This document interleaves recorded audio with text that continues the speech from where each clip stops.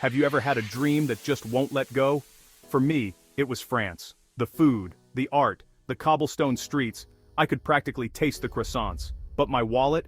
$500. That's it. People said it was impossible. You'll be eating stale bread and sleeping in a bus station, they joked.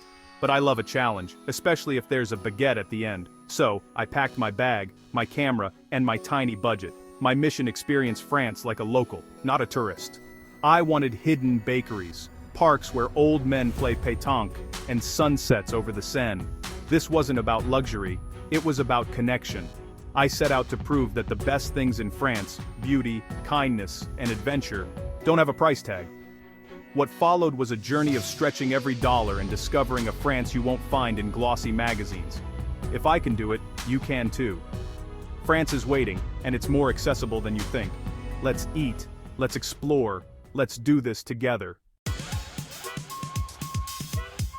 Let's talk numbers. $500 converted to euros doesn't go far in France. Rule 1. No hotels. I found a tiny room in a shared apartment outside the tourist zone, about $200 for 2 weeks. That left me with $300, or $20 a day, for everything else. Breakfast: a fresh croissant from the boulangerie, €1. Lunch was the star, the formulae, a main dessert, and sometimes a drink for 12 to 15 euros at local bistros. Dinner? Market finds. Baguette, cheese, tomatoes, under €5. No taxis. I walked everywhere, discovering hidden courtyards and street performers. For longer trips, I used the city's bike-sharing system.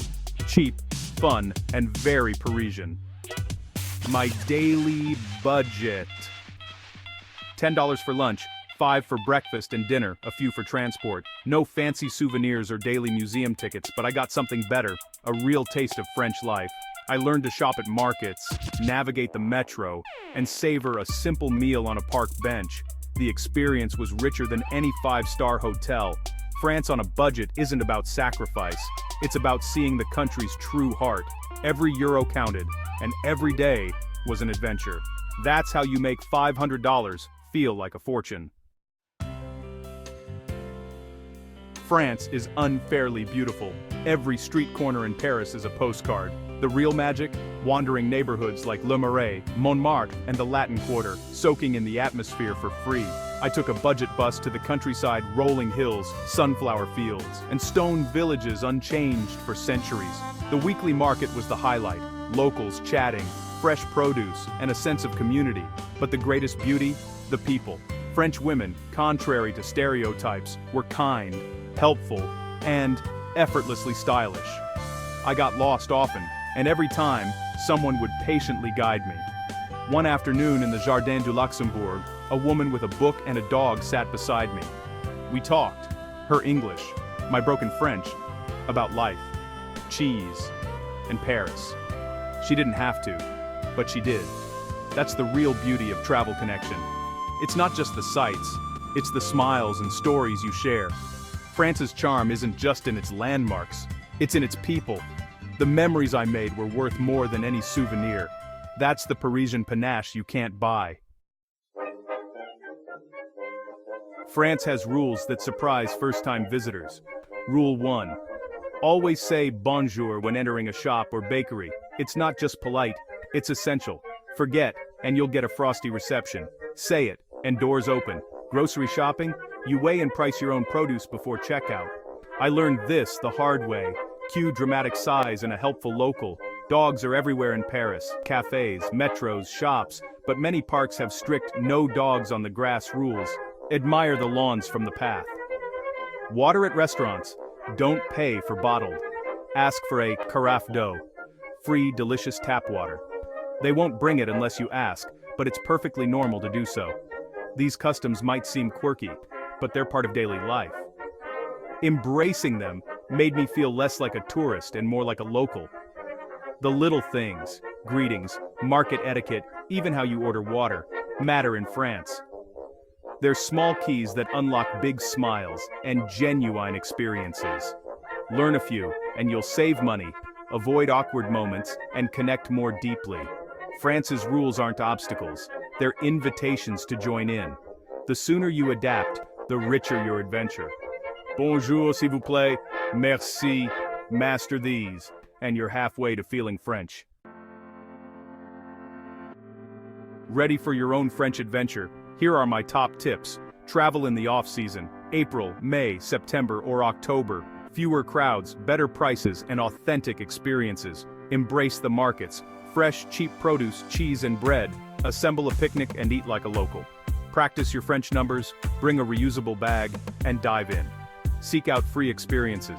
Museums are free on the first Sunday of the month. Churches like Sacré-Cœur are always open, and wandering the Seine is priceless. Don't pay for every attraction, the best moments are often unplanned. Learn a few key French phrases. Bonjour, s'il vous plaît, merci, excusez-moi. The effort is appreciated and opens doors to real connections. Download a translation app for emergencies, but try your French first. A little effort goes a long way in France. With these tips, you'll stretch your budget and deepen your experience.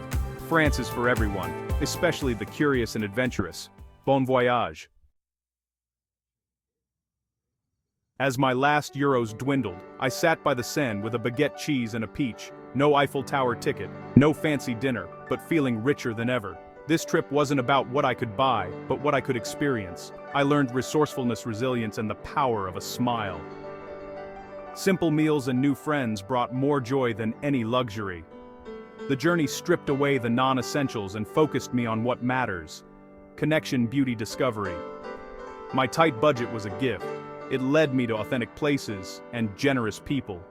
I wouldn't trade my market picnics for any luxury suite. Gratitude filled me as the sun set. France had changed me. This wasn't just surviving on a budget, it was thriving.